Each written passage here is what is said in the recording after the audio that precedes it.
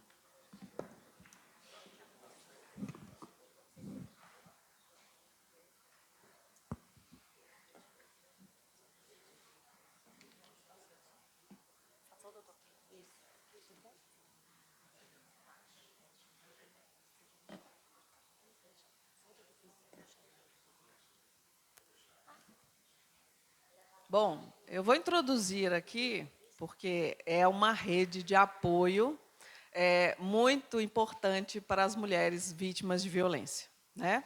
Então, eu vou começar aqui perguntando para a Chaísa, né? Nome difícil. Sobre a experiência dela e o relato, para que ela traga o relato dela como uma das vítimas de violência doméstica e como que foi isso, né, como que foi recorrer à delegacia, à rede de apoio, como que para uma vítima, para vocês entenderem, como que uma vítima real passou por todos os caminhos, né? E como que isso foi impactante na vida dela. Bom dia a todos, bom dia a todas. Bom dia. É uma honra, tá? Estar acompanhando a mesa, é uma honra estar aqui hoje falando de uma dor, né, que eu vivi por 5 anos em silêncio. Eu vou começar aqui, gente. Eu até trouxe uma agenda que era minha amiga, né, na época. Eu tinha 21 anos de idade, hoje eu tenho 39. E eu vou começar com um relato. Tá? Meus pés não tocam mais o chão. Meus olhos não veem em minha direção. Minha boca sai coisas sem sentido. Você era o meu farol, hoje estou perdida. O sofrimento vem à noite sem pudor. Somente o sono ameniza a minha dor. E quando o dia clarear, eu queria viver o meu sorriso. E eu corro para o mar para não lembrar o meu sofrer. E o vento me traz o que eu queria esquecer. Entre o soluço do meu choro, eu tento te explicar.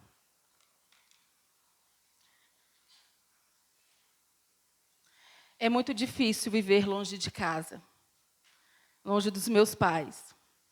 A vida quis me amadurecer na marra. Às vezes sinto que estou perdendo o comando de tudo. Peço a Deus forças para lutar. Sei que estou sozinha e com uma criança de apenas 7 meses. Brigamos muito. Estou uma inútil aqui, dando-lhe despesas. Não estou te ajudando em nada. Amo muito você. Talvez nosso mundo sejam diferentes. E sei que você já não tem mais paciência comigo. Me critica muito. E sei que não me ama. Não tenho estrutura para falar, para ficar com você. Não sou a ideal. Não sei falar, comer, não tenho classe, nem dinheiro, não te mereço. Eu sei que sou culpada de tudo.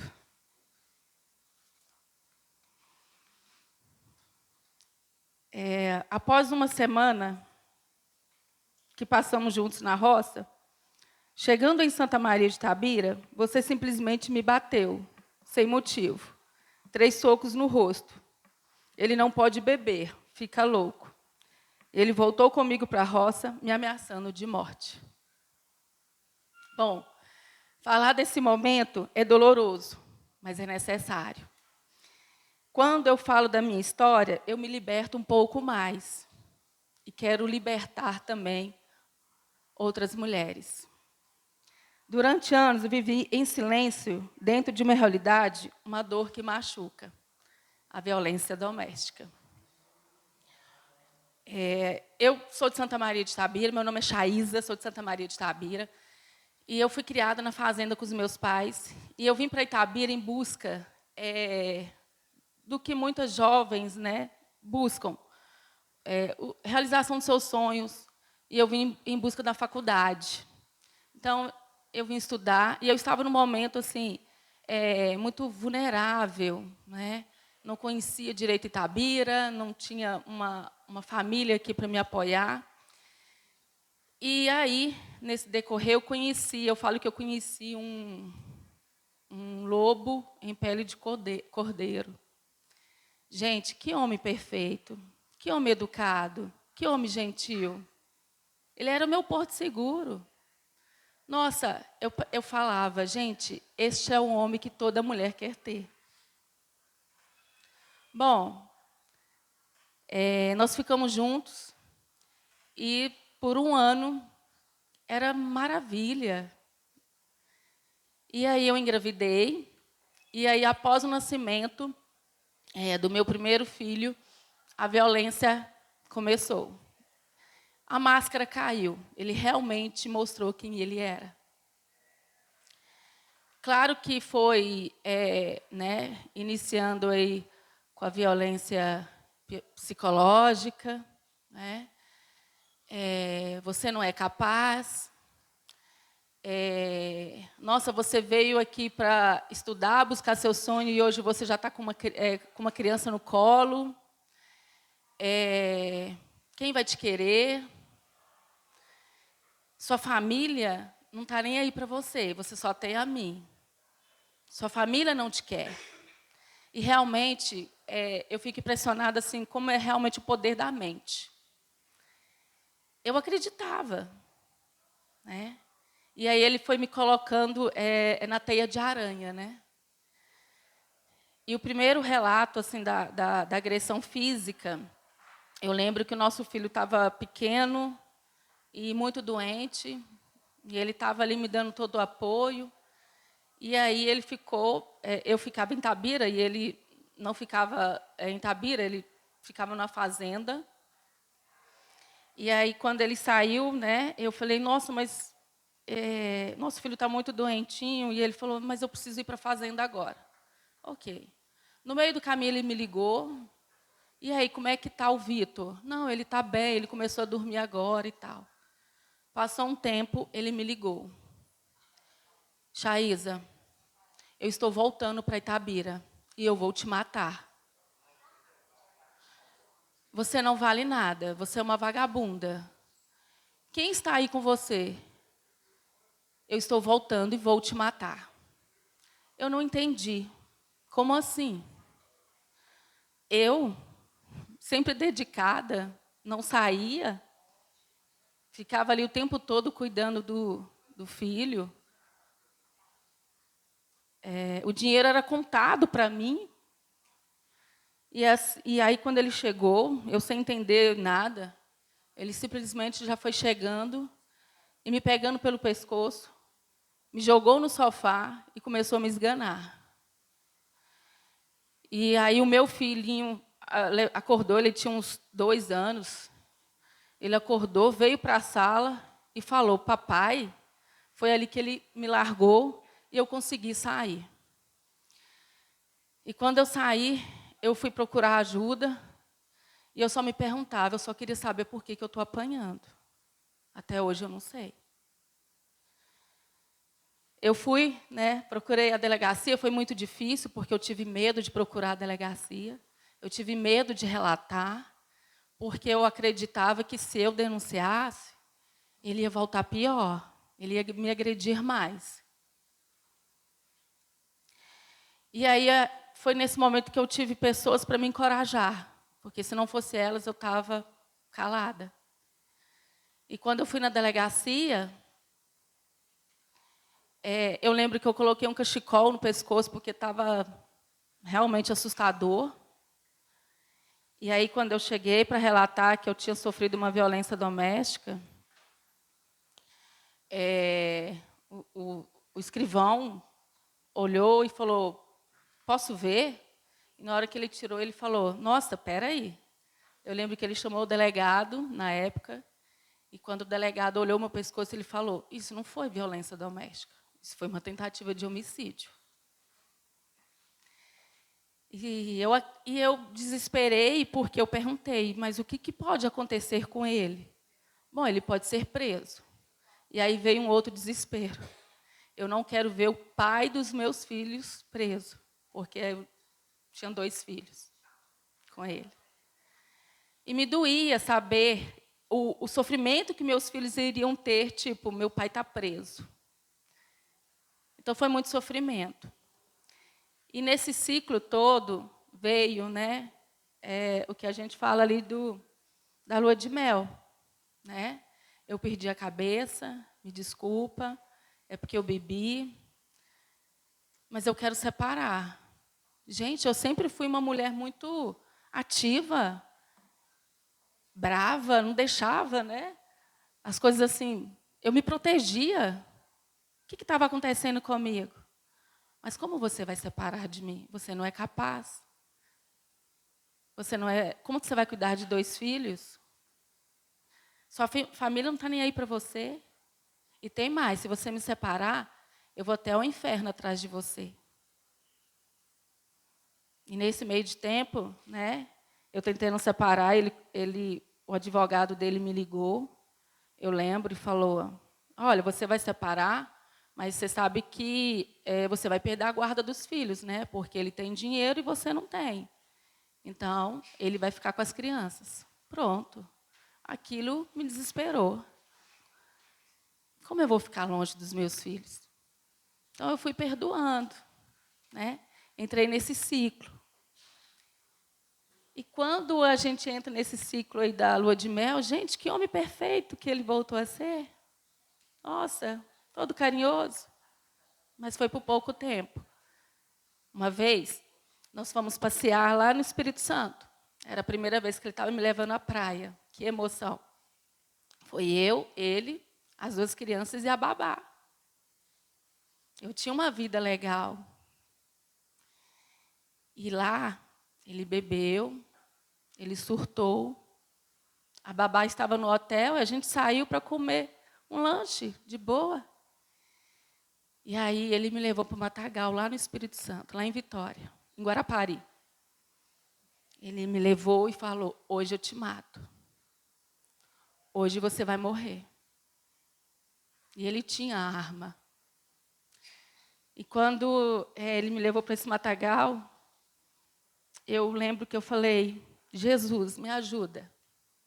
E ele falou, isso mesmo, pede ajuda para esse tal de Jesus aí. E aí eu tive uma inteligência que eu fui falando para ele, olha, se você me matar aqui, eles vão saber que você fez isso. A minha família sabe que eu estou na praia com você. Você passou pelas ruas e olha só, tinha câmera, filmaram. Eles vão descobrir. E aí ele foi entrando nessa lógica e ele voltou para o hotel. E ali eu queria ir embora, acabou. E ali hoje eu falo que é um estupro, Ele fez eu ter relação com ele. E no outro dia eu acordei e falei, eu quero ir embora, vamos embora. Ele falou, não vou. Mas eu vou. Ele falou, então você pode ir, te dou a passagem, você vai no ônibus, mas eu fico aqui com as crianças. E ali eu falei, tudo bem, mas quando eu chegar em Minas, eu vou à delegacia e vou falar o que aconteceu. E aí, quando eu vi ele ligando para o irmão dele, que é advogado, pedindo orientação, eu falei, você quer saber? Eu vou para a delegacia aqui mesmo. E aí eu peguei, na época, o carro e fui para a delegacia. Teve uma bagunça, o hotel acabou chamando a polícia, e aí a gente foi parar na delegacia. Eu, ele, as crianças e a babá. Então, chegando lá, sabe, teve todo o episódio aí do boletim e tudo mais. E quando viemos embora, a delegada até falou, olha, você vai embora agora e você vai assinar um termo que você vai chegar lá sã, com a Chaisa sã e salva. E se você falar alguma coisa que ela não goste, Chaisa, você me liga na hora que você vai ser preso aqui. Então, assim, na verdade, ele tinha esse medo de ser preso, sabe? Então, ele ficava mais calmo, viemos embora, e eu queria separar, mas, gente, as pessoas me falavam, por que você vai separar?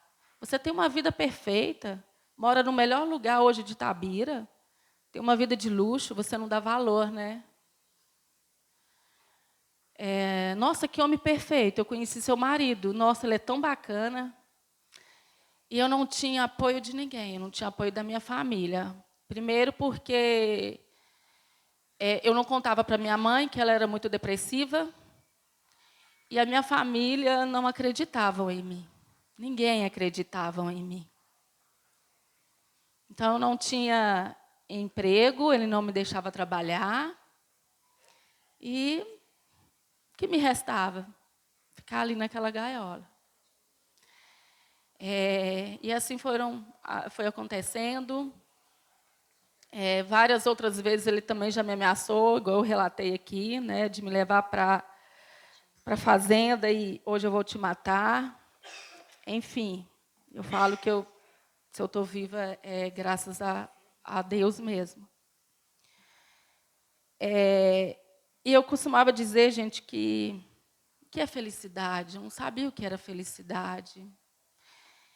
Eu tinha uma tristeza, uma solidão enorme.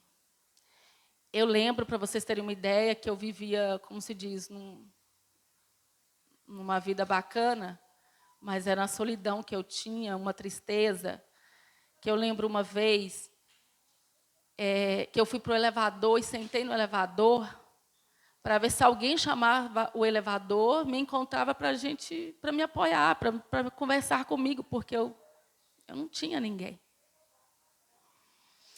E aí foi, né, momentos assim acontecendo, eu sempre me sentindo culpada, eu sempre me sentindo que que ele não me merecia, porque eu era muito ruim. E aí um episódio que aconteceu mesmo assim que foi o final.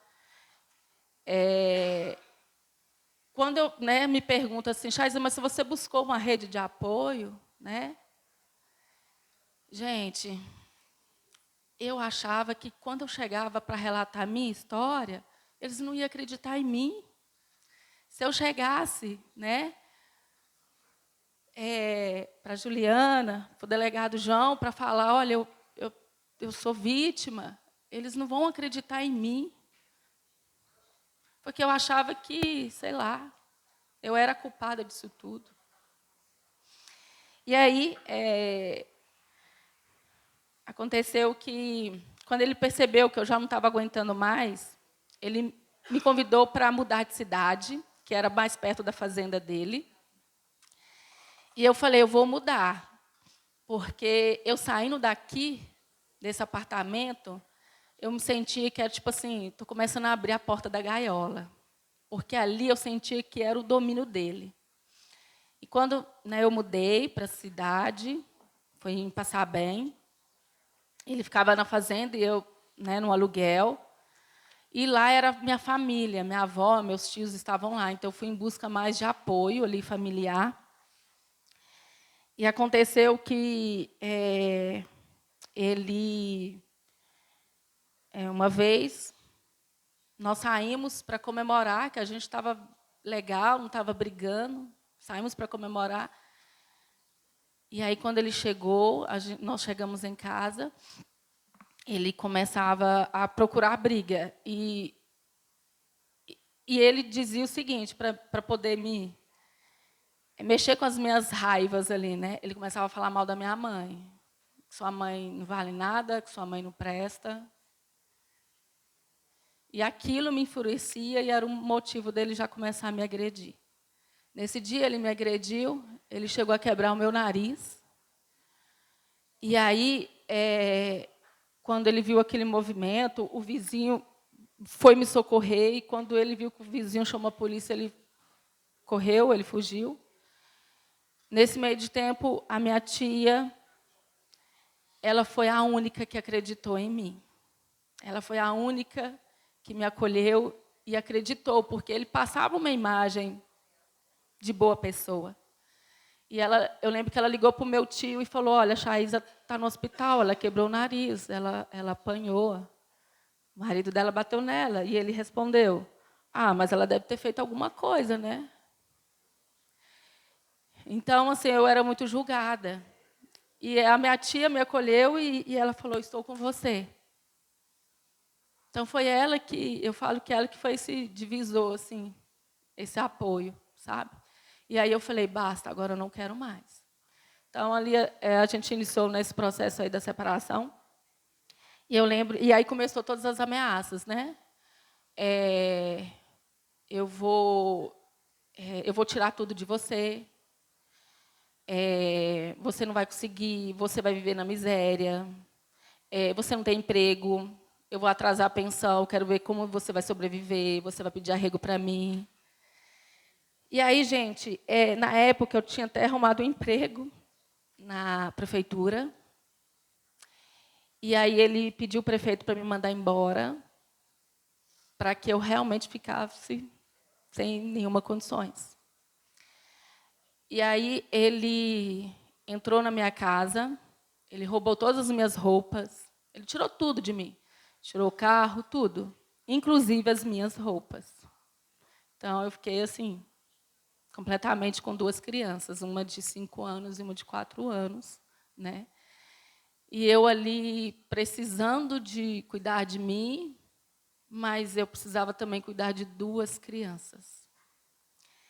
Então,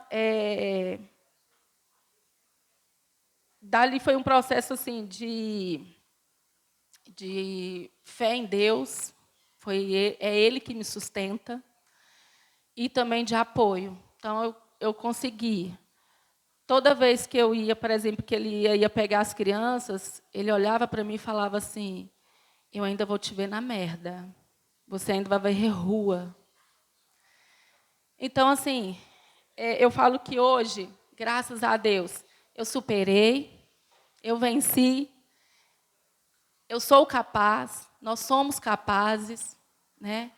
Eu fiz a faculdade, hoje eu estou, né, na minha 3ª faculdade, na minha 4ª pós-graduação.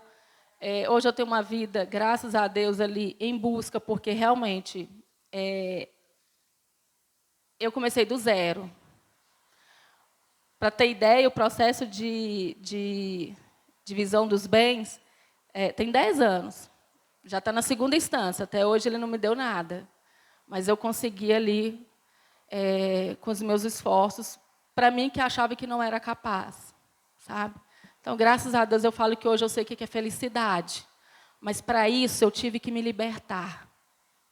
Eu sei que é difícil. A gente vive ali, naquele mundo, e acha que só tem ele. A gente tem vergonha também de relatar, né, que sofre esse abuso. Tem 13 anos que eu separei. Ele me persegue até hoje. Ele vigia minhas redes sociais, ele desqualifica a minha imagem perante os nossos filhos.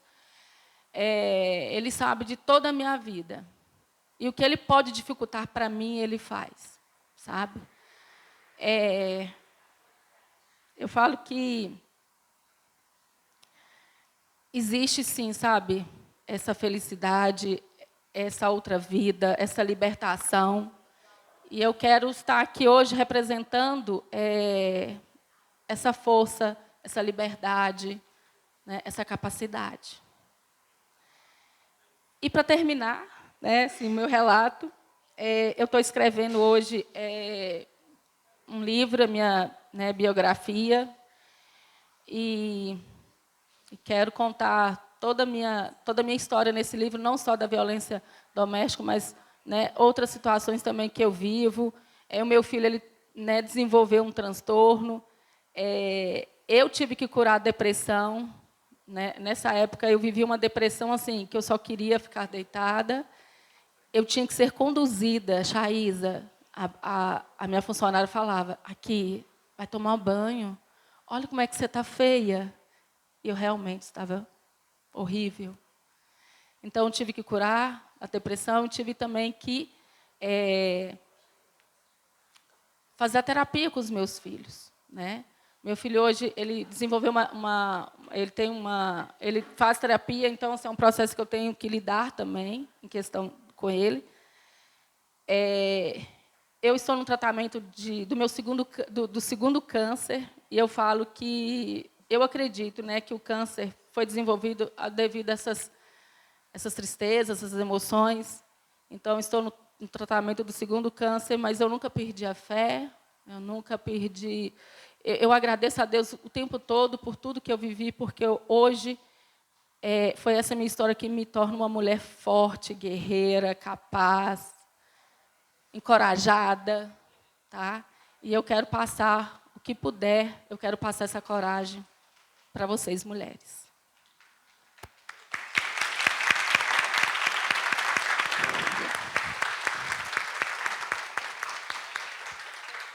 Gente, que histórias, viu, que nós estamos presenciando hoje aqui. Histórias realmente que servem como exemplo de vida para cada um de nós, em todos os aspectos. Essa é a realidade, em todos os aspectos. Parabéns e que Deus proteja você e toda a sua família, viu? Gente, nós vamos convidar mais duas pessoas para estarem aqui conosco, deixando claro que eles não chegaram atrasados, viu? É porque realmente nós acabamos antecipando, né? Fluiu bem a